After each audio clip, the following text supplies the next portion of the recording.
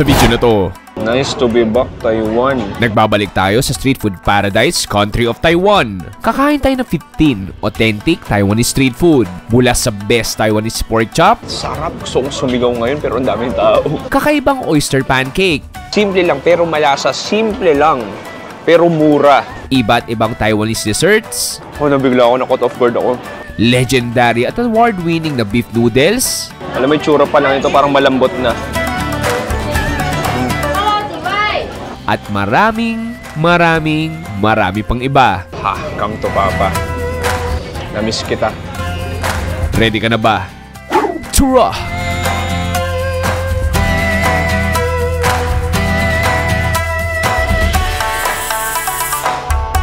Isang magandang umaga dito sa Taipei, Taiwan. I'm back here in Taiwan. Specifically, nandito tayo sa Ximending area. Ang Ximending area is ang neighborhood sa loob ng Wanhua District dito sa Taipei. Pops, ngayong araw, this will be just like ultimate Taipei food tour. Maghanap tayo ng iba't ibang masasarap, kakaiba at local Taipei street food. Kung mapapansin nyo ngayon, naka-jacket na ngayon dahil it's winter time nung finifilm ko to. Medyo malamig, medyo malakas yung hangin at isa na ibig sabihin nun, masarap lalong kumain. Anyway, panigurado yung mga nakapag-Taiwan, alam na nila itong Ximending. Ito yung a must-try na puntahan. Is a big shopping district kung saan paggabi may mga night markets. Nandito yung mga iba't ibang western brands like sapatos, damit, iba-ibang fast food, restaurants. Huwag na tayo paligoy-ligoy pa. Punta tayo ng unang food trip natin ngayong araw. So Pops, unang food trip natin, mangyayari lahat yan dito sa building na to, itong green building na to. Pag nakita mo sa Ximending, huwag mo hindi pansinin yan. Pansinin mo dahil sa loob yan, merong isang food court kung saan maraming iba't ibang legendary na mga kainan. Dito matatagpuan yung sabi kong best pork chop, best fried chicken of all time dito sa Taiwan. Kailangan kong balikan yun. Kailangan yun yung unang dumapos sa dila ko. Pagbalik ko na dito ng Taiwan, kakain tayo ng GO1 pork chop. Excited na ako kumain, gutom na ako. Wala pa akong tulog, wala pa akong kain. Kumain na tayo. Ayan, so pasok ka lang dito, pansin mo, may mga boutiques din dito eh. May mga damitan din, ganun. Pero dito tayo sa ilalim. Oh my God, bukas. GO1 pork chop pare since 1973. It's nice to be back pare. Oh, look at that distraction. Hello. Yeah, I'll have one pork chop rice. Pork chop rice. Do you have a la carte fried chicken no rice? You have? Fried chicken, yes. Yeah, fried chicken no rice. Yeah. It's no And rice. then the tofu.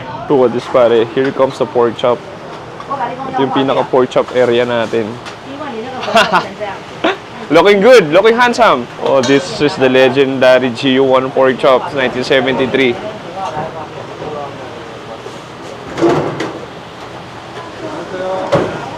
Ayun, parami yung tao.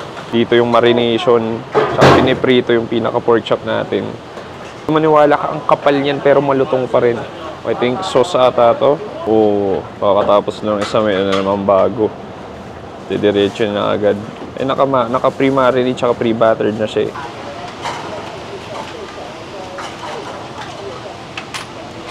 Session eh.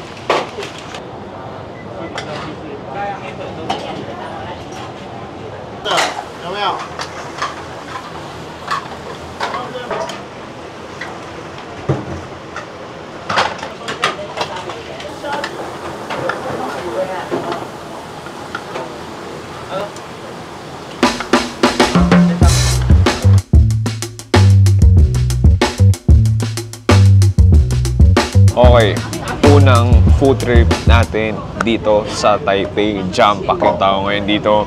Ang dami ko in-order, parang pang 2 tao na to. Pero ngayon lang ulit tayo nakabalik ng Taiwan after almost 2 years at kailangan ko talagang kumain dito sa paborito kong restaurant sa buong Taipei. Simulan natin sa kanyang sabaw. So may sabaw tayo dito. Tingnan natin. Oh, nice. Oh, ang linis lang. Ang linis. Parang ginagang baka na medyo mas spice.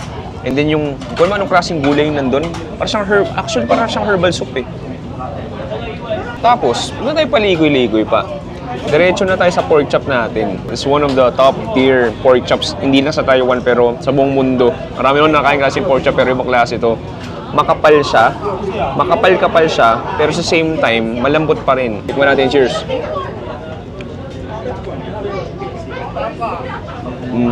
Oh, sarap. Nice to be back, Taiwan. Parang kahit nakain ko na to dati, feel ko first time ko pa rin. Ibang klase, sobrang flavorful. Like, yung 5 spice kasang lasa ko, very peppery. Peppery in a good way. May lutong, pero may konting nguya. May dimensions of texture. And yung karne sobrang juicy, sobrang lambot, sobrang malasa. Sabay mo pa ng pickles. Parang ito palang busog na busog ka na. Aniwala ka pare. Sobrang sarap nito. So meron tayo ditong rice. Kapartner yan ng pork chop. So ito parang may loro fan, may nakita kong parang toge. Tapos may corn tsaka carrots. Sige, haluin natin konti. Tapos kuha ko ng pork chop natin dito. Then kuha tayo ng isang masarap na kagat. Paling kanin, sarap. Naman ng loro fan, yung parang minced pork belly na marinated din. And then, ang daming texture din. Yung parang pechay. Actually, hindi ko alam kung pechay siya, pero texture niya parang pechay. Mais nandun, yung carrots nandun. And yung kanin natin sobrang moist. Next, ito yung masarap na tofu din nila. So, parang nilagyan siya ng sweet soy sauce na medyo maanghang. Ito yun, tikman natin. Sarap. Gusto kong sumigaw ngayon, pero ang daming tao. Ang sarap. Alam mo yung sauce niya, there's like a sweet element na medyo gingery. May konting garlic din. May konting spice din, may konting chili yung lalasahan. Perfect. And then the texture of the tofu, just very moist and soft sa loob and crispy outside. Kuha ko ng chili sauce. Lagyan ko na rin yung iba. Kuha ko ng pickles. Ayan, so may pickles, chili. Tignan natin yung tofu ulit. Hindi mo na ako nag-iisip na mag-workout ako. Ini-enjoy ko lang yung pagkain. Next natin, meron tayo dito ang tinatawag na dry noodles. So itong noodles na to, parang may mga minced pork belly na siya. O parang laura fan. Ayan, so haluin natin. Kapal, grabe. Tikman natin, cheers. Oh, just like a firm, chewy noodles. Ang kapal. And then yung karne. Parang laura fan nga rin. Para siyang maadobo na lasa, na medyo may katamisan at mag-garlic. Alam pa na sa noodles na to, hindi siya sobrang flavorful eh. Hindi ko siya sinasabi in a bad way. Pero kasi, parang destined siya partner ng ulam. Unang kainan pa lang, sure ball, tataba na ako agad. Punta tayo sa main event natin. Pops Pork Chop yung bestseller nila dito, pero para sa akin, ito talaga yung must try. Ito yung Taiwanese style fried chicken nila. Kunin ko yung legs. Look how perfect that is. Alam mo yung tsura niya parang roasted eh, pero hindi. Ha, come to papa. Namiss kita.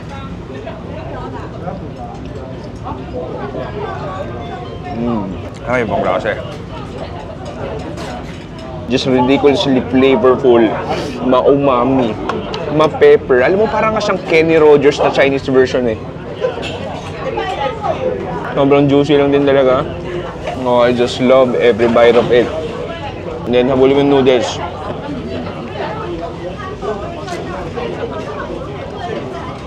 So, try natin itong balat.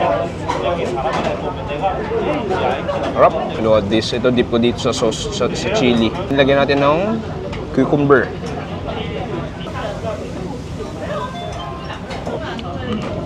Kaya sa mga mahilig mag-Taiwan dyan, mahilig mag-Taipei, kasi pa nakakain to, uy. May nami-miss out kayo. Kaya mga foreigner, oh. Puro Chinese na talaga. Sa pangkagat. I can eat this all day. Grabe yung mga balo ng pizza sa labas. Sarap talaga. Anyway, Paps, nagsisimula pala yung food trip natin. Harapan tayo ng food trip dito sa Taipei.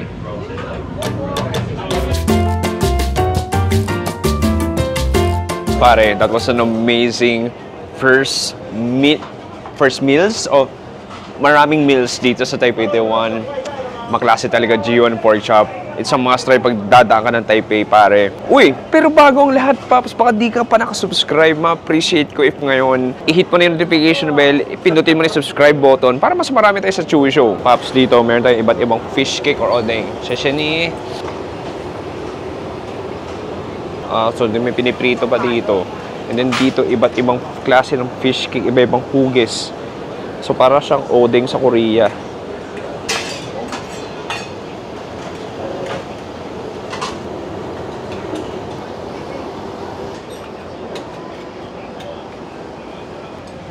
Thank you. Shashani. Okay, pare. Next natin, may nakita ko ditong nagbebenta ng odeng o parang fish cake basically. Sa Korea meron yan. Sa Japan meron din. Dito sa Taiwan, meron din silang version. Pero, sabi ko, nakakain na ako ng ganito sa Taiwan, Korea.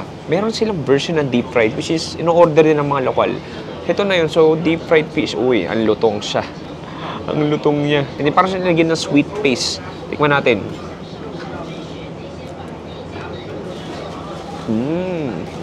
Anghang. Ano ang pala siya? Nasa dulo yung anghang. Hindi ko maintindihan yung lasa. Sige, kung saan is-sauce.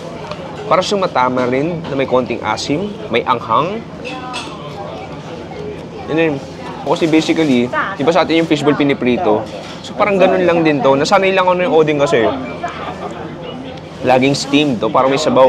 Pero parang maniwala ka. Highly addictive. Yung texture niya, parang gitna ng fish cake tsaka rice cake. Kung titigil mo nga, parang kumakain ka ng french fries na makakapal. Anyway pare, di pa natapos yung food tour na to. Harap tayo next food trip. Ito gagawa siya ng fresh batch of pancake. Oh, nice. Doroyaki? So, doroyaki ang tawag sa kanya. Actually, sikat din talaga to. So, katapat lang to ng pork chop na kinainan natin. At pwede ka mamili ng feeling kung matcha gusto mo, chocolate, brown sugar. At ako, matcha ang pipiliin ko.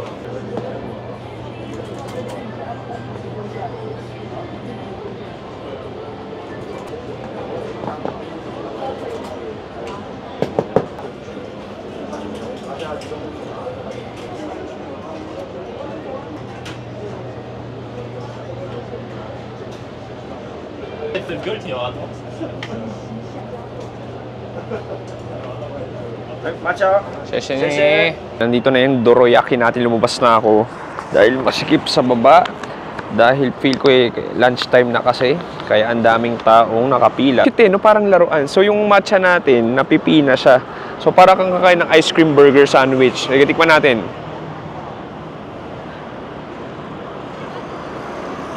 Oh wow, nabigla ako, na caught off guard ako. Woo! Wow! It's like a matcha custard. Alam mo, masarap dito yung pancake mismo. Sobrang malasa. May konting katamisan. Very fluffy and soft. Ang ganda ng quality.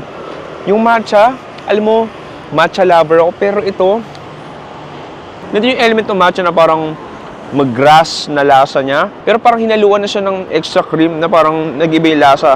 Alam mo yung parang laruan na sand. Quicksand ba yun? Nakalimutan ko yung tawag doon. Parang ganun siya. Pero panalo yung pancake.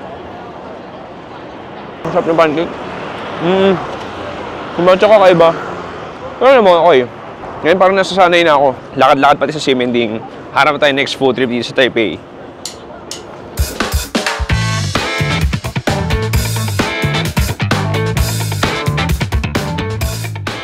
Okay pare, next food trip natin. Meron tayo dito iba't ibang Taiwanese dumplings. Maniwala ka, paborito ko to nung kinain ko last time dito sa Ximending.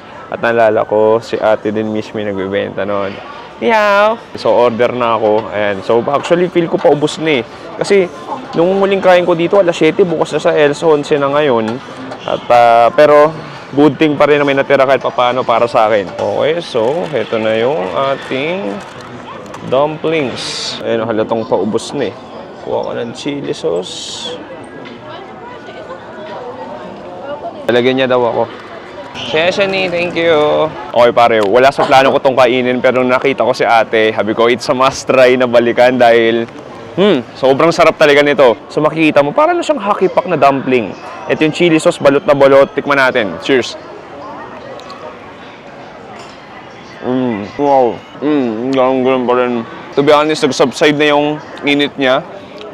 Pero sarap pa rin. Yung loob niya parang masarap na bola-bola na may marination. The outer layer, there's crispiness, there's chewiness. Makapal yung layer niya, pero same time, malambot pa rin. And then yung karne, malasang-malasa talaga eh. Yung chili sauce, di sobrang anghang. May konting katamisan. Ang sarap nun. Hinahanap ako ng mas madaling parang para kumain. Ngayong araw, wala naman planong puntahan siya, pero bigla siyang sumalubong sa akin, pare. Tapos sabi ko, ate, I still remember you.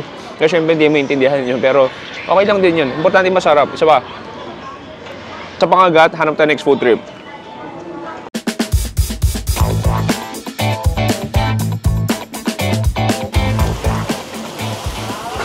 Okay.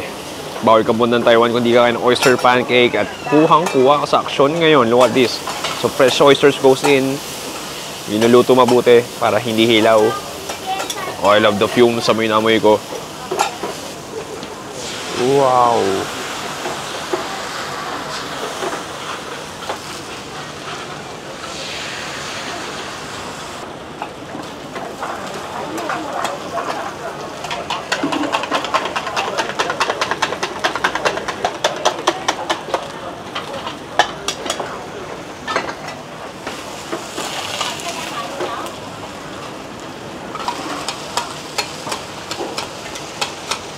Kaya so makita mo luluto na, lalagyan niya ng lettuce sa gitna.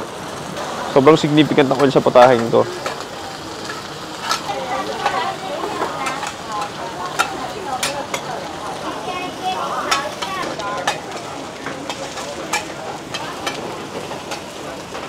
Okay pare, next food spot natin. Meron tayo dito isang sikat na restaurant to sa Ximending. Tanghali hanggang gabi bukas to.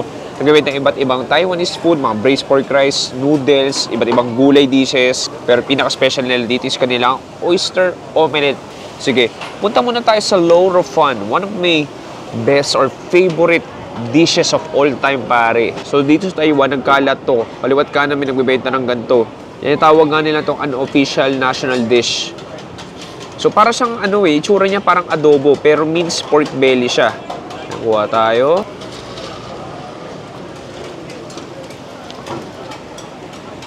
Medyo ibang atake. I mean, hindi naman siya hindi masarap. Pero compare sa mga ibang Lo Fan na nakain ko, parang medyo nasa dulo siya ng spectrum. In terms of flavor, itong Lo Fan nila, manamis na miss. Tsaka medyo sticky. Ano? Miligit sa labi ko. Hinokay naman pero like, kukompare ko sa ibang Lo Fan tikman ko, medyo malayo yung quality niya. Kanina pati nagkakarne yung more down ng gulay naman. So para lang itong kangkong. So kangkong lang to na parang may sauce. Tikman natin.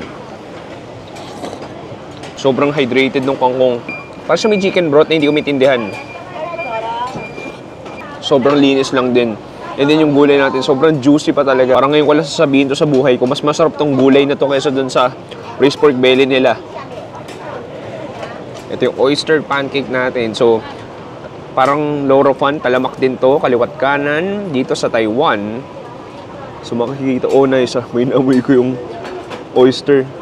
Eh, may mga chunks ng oysters dito, may cabbage sa gitna. And then yung omelette natin, and then babad na babad. Doon sa parang sweet and spicy sauce nila. Ayun, kuha ko ng oyster, gulay, ito syempre may itlog. Oh nice, perfect bite pare. Cheers! Ito masarap, masarap. Just a nice blend of flavors. Oysters natin sobrang juicy, sobrang plump. And then yung sauce, basically sweet spicy sauce lang na madikit. And then of course, the extra protein, yung scrambled egg. In all fairness, bawing-bawi sila sa oyster omelette nila. This is what I love about Taiwanese food. Simple lang, pero makulay. Simple lang, pero malasa. Simple lang, pero mura. Ang maganda sa pagkain ng Taipei, balanse.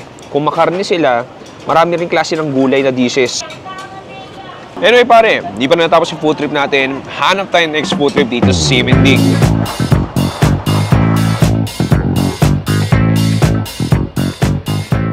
Ayan, so kumuha siya ng pinaka-rice cake natin.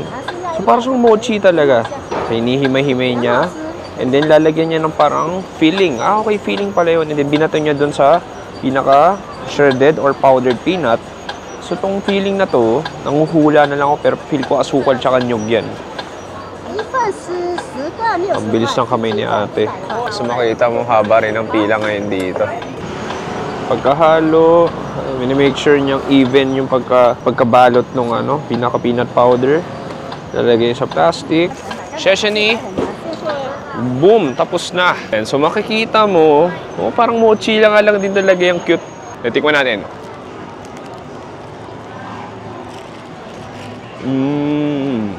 Basically mochi siya. Sobrang sticky, sobrang chewy. And then balot na balot ng powdered peanut sa labas. And then yung loob niya, parang sweet na nyug. Parang siyang nyug na ginawa mong powder na matamis. Pero sarap. Like explosion of flavor sa bibig ko. This is like highly addictive. Ay makikita mo, yung pinaka-white yan, yung parang powder. Oh na! Nasisira na. Alam mo, yung ganitong klaseng pagkain siya for all ages eh. From bata, nakikita ko from teenager hanggang medyo mga mami, pinapapak-papak talaga to. Perfect munchies, perfect dessert, pero hindi pa natapos food trip natin. Marami pa dito sa Taipei, dito sa Ximending rather. Hanap tayo next food trip. Pare, I'm just loving the weather of Taiwan ngayon. Last time I was here, it was like June. So medyo maulan na medyo mainit ngayon. December ko sinushoot ngayon to. Di ko alam kung kailan ma-upload to, kung February ba o March. Pero ang sarap ng panahon. I mean, malamig siya na hindi masakit sa balat. Alam mo yung parang malamig na kahit saan may aircon, parang ganun yung lamig niya. Anyway, Pops, hindi pa natatapos yung food trip natin. May isa pa tayong kakainan. Di pa ako nabubusog. Feel ko yung busog ko na sa 65% na. Anyway, tara! Next, nandito sa legendary Lao Shandong Noodles Michelin Awardee, pare. Hanggang 2020, 2018, 2019. Kanina mapapili. Nandito ako sa kaninang area na yung may pork chop. So, yeah. Ngayon medyo wala ng pila. So, perfect time na to para mag-shoot.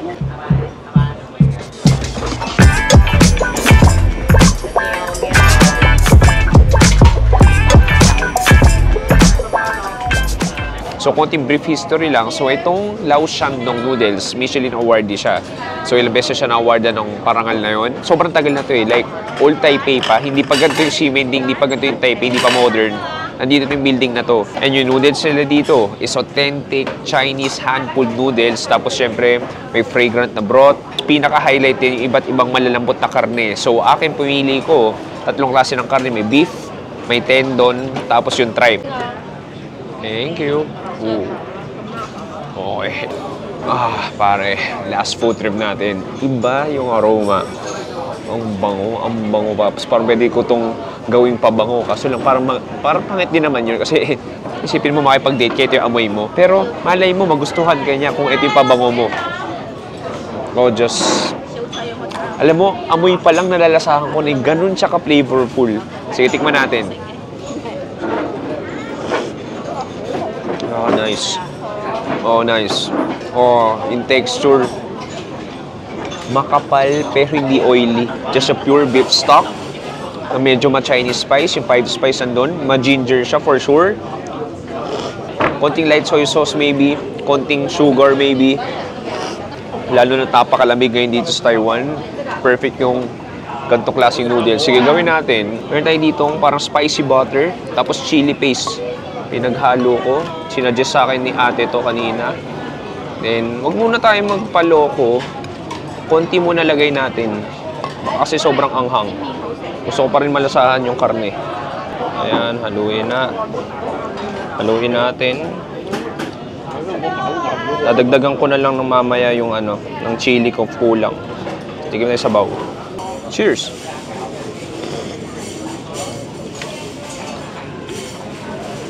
Okay, nice. Pero kulang.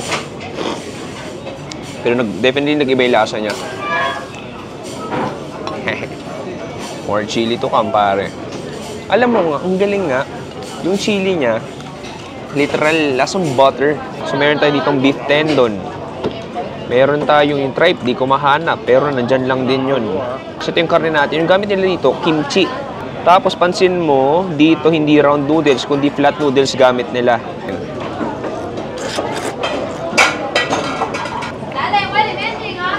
Okay ba? Grabe ang kapal. Parang kumakain ng pasta na eh. Oo. Parang Italian pasta sa kapal. Very chewy. I mean, alam ko flour noodles gamit nila, pero sobrang chewy niya. Tapos, lahat ng oil, lahat ng chili oil, lahat ng buttery chili oil. Tapos yung sabaw, nasukop na ng noodles. Ayun, punta tayo sa karne. Kita mo. Alam mo, yung tsura pa lang ito, parang malambot na.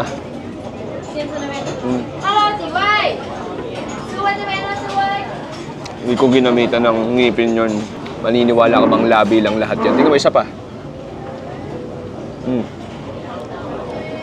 Ang lambot. Sobrang lambot. Just literally, kumakalas sa bibig mo. Lasa, sobrang malasa siya.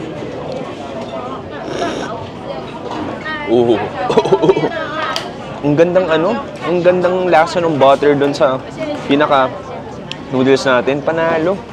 Okay, ito yung tripe. Maninipis lang pala yung tripe. Ito yung tripe. Yung gusto ko medyo may anggurin ng konti.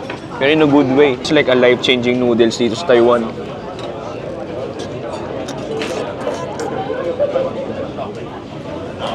Punta tayo sa tendon natin. Lambot. Sobrang kakaiba. Ngayon ako nakatim ng ganitong flavor profile ng Chinese noodles. Para tong mommy on God mode.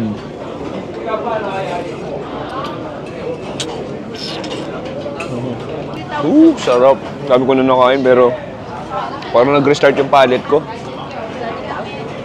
Sobrang understatement na pag sinabi kong ang lambot ng karneng yun. Grabe sa lambot talaga. Panalo. Alam mo, ang laki ng noodles nila. Alam mo, kaya di pa ako siguro kumakain kasi ito yung unang kinain ko.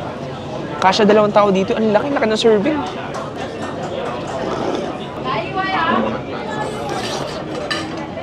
Anyway pare, what a way to end our food trip.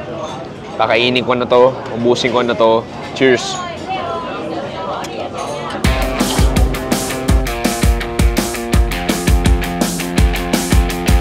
Pare, dito nagtatapos ang ating first episode dito sa Taiwan. Nagsisimula pa lang tayo, Pops. Sabi ko nga, from Taipei, babiyahe tayo ng Kaohsiung. Yun talaga yung main destination natin. So medyo side trip lang kung Taipei, pero what the first day, Pops? Balikan yung mga nakain ko dati at tumikim ng mga bagong Taiwanese food na hindi ko pa natitikman. Again, Pops, kung di ka pa nang-subscribe, Pops, mag-subscribe ka na para mas rumami tayo dito sa The Chewy Show. Maraming salamat sa panonood si Chewy. Dito sa Taipei, Taiwan, nagsasabi, stay safe. It's a good night and goodbye. Bang! Sarap ang lamig. Oh yeah. Kaliwat kanan, dami po. Grabe oh. Dati yan lang yung may pila. Ngayon may pila na rin yung dito, labubo.